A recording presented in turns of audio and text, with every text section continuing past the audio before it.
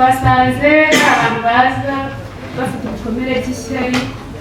Igikomere cy'ishyari kenshi biterwa n'uko umuntu yabayeho bigatuma agira ishyari. Ishyari rero rigatera ibikomere, cyangwa agiriwe ishyari bikamutera igikomere bitewe n'uko hari amahirwe yari afite, abandi bigatuma badatuma yageraho bitewe n'ishyari, cyangwa se bakaba baramubeshyera bitewe na rya shyari, bigatuma adakura bitewe n'ishyari. Hari urwango mu miryango kenshi baravuga ngo haba amarozi, ukaza ngo barandoga, ugasanga arwaye n'indi ndwara ariko kumva ko ari amarozi, igihe cyose ukaba ufite igikomere cy'uko bamuroze. Hari ubugambanyi, abantu bagambanira abandi bigatuma abandi badatekana bitewe no kubagambanira. Hari ugutukana, mu giturage abantu baratukana, ugasanga n'umuntu batutse ntabwo atekanye bitewe n'aho bamutukiye. Niba ari umubyeyi bakamutuka imbere y'abana, bizamutera igikomere atazakira. Hari ihohotera ritandukanye cyane. Uyu munsi imiryango iratandukana igakora divorce. Iyo umuryango ugize divorce, n'abana bavuka muri wa muryango bagira ibikomere.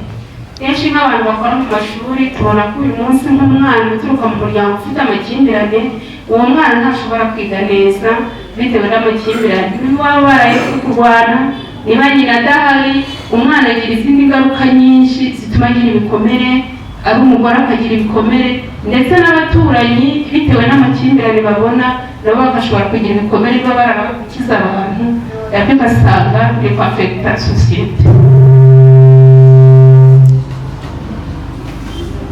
Ibindi bikomere, hari abana bavuka batagira ababyeyi kandi bahari, nk'abantu bagira inda z'indaro, bari abana ntabwo baba bazi ababyeyi. Ibyo rero bibatera ibikomere bituma abo bana bakora bafite ibikomere bitewe n'uko batazi ababyeyi bababyaye kandi bahari, bigatuma barerwa nk'imfubyi kandi bafite ababyeyi. Hari n'ubupfubyi nabwo butera ibikomere cyangwa se ubupfakazi. Hari ubukene bukabije nabwo budutera ibikomere, bigatuma umuntu ashobora gushaka ubundi buryo bwo kugira ashobore kubaho, noneho bukamwinjiza ahandi hantu, bituma rero bagira ibikomere byinshi kubera ubukene bukabije. Ubushomeri, kuri uyu munsi abantu bariga bakabura akazi, barize bibagoye, bigatuma rero nabo bagira ibikomere. Hari deception, kuri iki gihe naho hari ibintu byo kubenga, umukobwa n'umusore bagakundana igihe kirekire, byagera ku munota wa nyuma ngo bakore mariage, umwe akabengutse. Nabyo rero bitera ibikomere duhura nabyo muri sosiyete. Hari ibibazo bizanwa n'intambara. Abantu b'uyu munsi hari abahuye n'intambara zabaye mu gihugu cy'u Rwanda, ukabona rero harimo ibikomere, hari abo byateye ubupfubyi, bari bonyine. Rero ni ibikomere bigenda bisimburana, biba n'uruhererekane bitewe n'intambara zabaye. Hari ukubura uwo mwashakanye cyangwa se ukabura umwana, hari no kudashyingura uwawe, nabyo bikagutera igikomere. Hari ukuburana n'umuryango, ibyo nabyo kenshi biza nko mu ntambara, abantu ugasanga nk'umuntu nta muryango agira kandi awufite, aba wenyine kandi yakagombye kuba afite umuryango, nabyo bitera igikomere kuko ubona uri wenyine. Hari ibintu bya injustice by'abantu batavugisha ukuri uyu munsi, cyane nko mu kazi ugasanga nta kuri guhari.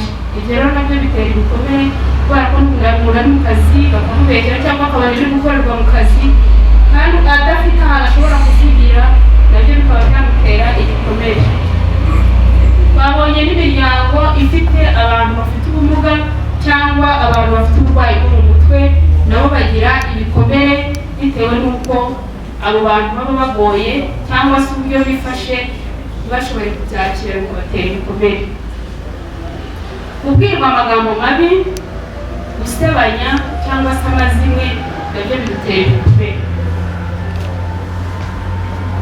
Hari ukugambanirana cyangwa se kugambanirwa, nabyo bidutera ibikomere. hari no gutakarizwa icyizere giteye igikomere. Urakoze Facebook yacu bifashe kuganira.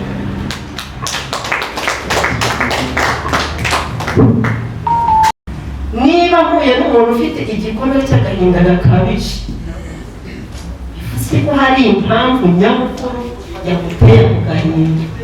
Muri ibyo rero ubukene ntibwabura, kuko niba uri umukene unywa agakoma katagira isukari, wenda wagize amahirwe uranakabona ku gakoma, kuba udafite agasabune kandi ugomba kujya mu misa cyangwa no mu isoko ukagenda imyenda idafuze, nta rukweto kandi abandi bambaye inkweto bateye siraje, urumva ko aho aranyura abandi bari kugenda mu modoka, bari kugenda hehe, agira agahinda, birumvikana. Ubwo rero twabonye ko ubukene butera igikomere cy'agahinda gakabije. Tugasanga ko kwiyanga nabyo bishobora kuzanwa n'ubukene, kuko niba uri mu nzu uri kuvirwa, ntabwo urumva ko ntabwo rwose wakumva wishimye, aho unyura hose uba wumva wiyanga, uvuga uti Mana ngiye kuki wagize gutya. Icyo rero tugasanga nacyo ari igikomere. Tugasanga n'ubundi mu bukene bukabije harimo kwiheza. Niba mvuze uyu munsi hari inama cyangwa hari ikibazo tubuse nkanjye, nta nkweto ngira, nta imyenda nifuza, ntaho njye mu muganda ntujyeyo, mu bindi bikorwa byose ntujyeyo, ukiheza, nta muntu uguhejwe ufite njye sinzajyayo. Ugasanga icyo rero cyo ni igikomere umuntu abana nacyo, kandi koko ugasanga kimunga umutima w'umuntu. Dusanga kwiyahura bishobora guterwa n'ubukene, kuko uravuga uti semana yanjye, ugatekereza wenda ntiwize cyangwa warizigura n'akazi nk'uko babivuze, ukabona igisubizo cya byose kugira ngo ugire amahoro ari ukuva kuri iyi si, kandi ahubwo ntumenye ko aribwo witeje ikibazo gikomeye, kuko utazi ahantu ugiye. Turakomeza dusanga ibindi bikomere, igikomere cyo kwigunga. Igikomere cyo kwigunga nacyo, iki ngiki akenshi gikururwa no gutandukana kw'abashakanye, cyane cyane ku bana bagira iki gikomere cyo kwigunga, bavuga bati twebwe nta papa tugira, se nta mama tugira, yaradutaye, ubu turi twenyine. Bajya gukina n'abandi bana ati papa wanyu yarabataye, bajya ati mwebwe ni mama wanyu. Ugasanga aho bari hose nta byishimo, ahubwo barigunze. Tugasanga umujinya cyangwa uburakari.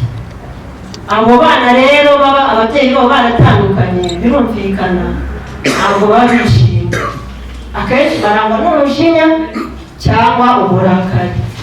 Niba umugabo yataye umugore, bivuze ko uwo mugore nta byishimo, ahora mu burakari, ahora mu bujinya, yiyanga, yigunze, ibintu nk'ibyo. Dusangamo nanone gutakaza icyizere cyangwa kugitakarizwa. Usanga henshi rero abantu bafite ibibazo nk'ibyo, nk'umugore wenda watandukanye n'umugabo we, ntabwo bamugirira icyizere, aho usanga abandi bashaka ngo binjire muri urwo rugo. Muri uko kurwinjiramo ntabwo ari ikimenyetso cyo kumwubaha, ahubwo ari ikimenyetso cyo kumwubahuka. Icyo gihe rero iyo bakubahutse, urumva ko baba baje kugutakariza icyizere. Icyo gihe rero hatabayeho umugore cyangwa umugabo kuba umuntu w'intwari agakomera, ubwo bararuvogera, ugasanga hari kujyamo abandi bana batavukana na bariya, induru ikavuga mu muryango.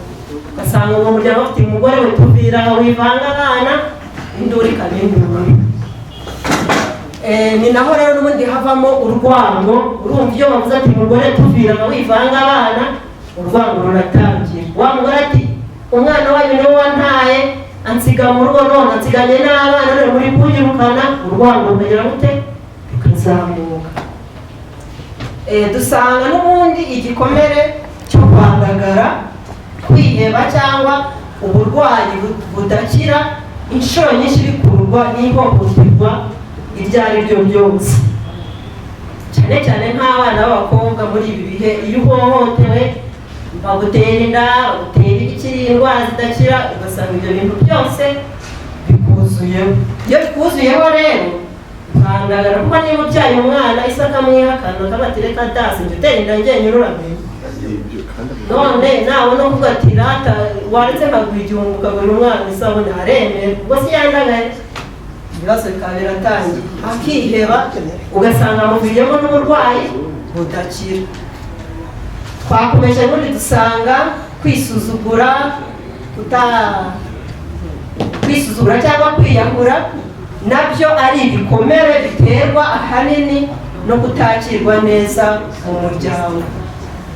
Ubundi ibikomere ni byinshi, n'uwashaka kubivuga bwacya bukira yarondora agashyira hariya impapuro zikuzura, ariko nk'ubu tuba twafashemo iby'ingenzi, ariko twumvise ko hari n'igihe wanasitara. Niba wakundaga kwambara inkweto zifunze ugatangira kwambara inkweto zifunguye, kandi wari ufite amano agerekeranye, wayahishaga mu nkweto kugira ngo batayabona, none kubera ko wasitaye batangiye kuyabona bigotaje kugenda babona ufite amano ahekanye, icyo kiramuviramo iki igikomere. Urumva ko rero iri somo rwose njye narikunze, ni isomo ryiza, ni uko twarishyira mu buzima bwacu natwe tukimenya ati ese njyewe hari akantu kambayeho, iyo nsanze mugenzi wanjye akanganirira bigenda gute? Aho niho dukuriza no kumva ko umuntu ushaka kugana afite ibibazo tugomba kumwakira neza nk'uko turi buvane muri iri somo ryiza. Murakoze.